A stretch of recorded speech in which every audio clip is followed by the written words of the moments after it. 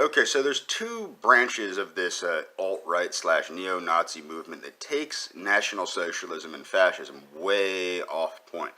Now, the first one is the manosphere, I'll hump everything that moves, look at me, I'm an alpha male branch of the alt-right, or the National Socialist movement, if you want to call it that. The other is this geeky, nerdy, I'm into Star Wars, Vril Society, Black Magic, super Christian version of it.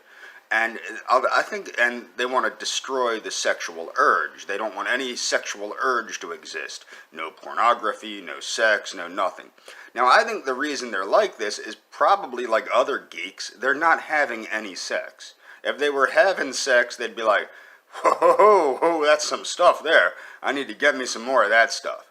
Now, a lot of these people idealize literary aspects of National Socialism, not necessarily policy aspects, but literary aspects, especially those that idealize fascism, such as Julius Evola. Now, I'm going to give a link to Julius Evola's views on sex. Julius Evola was half a homo. He was bisexual. He wasn't against bisexuality. I am against bisexuality in men. I'm all for girls getting it on, especially with me. But the thing is, what you need to understand is this curtailing of the sexual urge. Instead of utilizing it, channeling it, and directing it toward the propagation of the species, and exploring it in a positive sense, these people mistakenly think that you need to eradicate the sexual urge, and that there is no need for sex, or they want to get rid of the sexual urge in some way. A lot of them do this, I think. They're anti-pornography to the point of ridiculousness.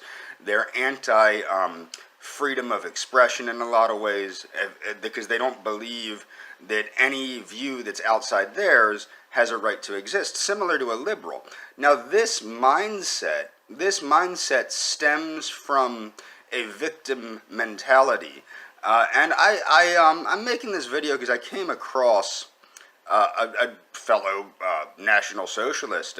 He's a geek, but he promotes veganism like I do. He understands the need for veganism in a new third positionist attitude. Or even the old one. Adolf Hitler was a big believer in vegetarianism, okay? And as was Julius Evola promoted vegetarianism. A lot of these people promote vegetarianism because they know it is the highest expression in the past in Western civilization, and it will result in a higher expression. You need the right fuel to fuel the revolution, okay? The revolution of the individual, which will be the revolution of the masses, must come with the right fuel, and that fuel is plants. But what happens is these people feel picked on because they might not be the most alpha male.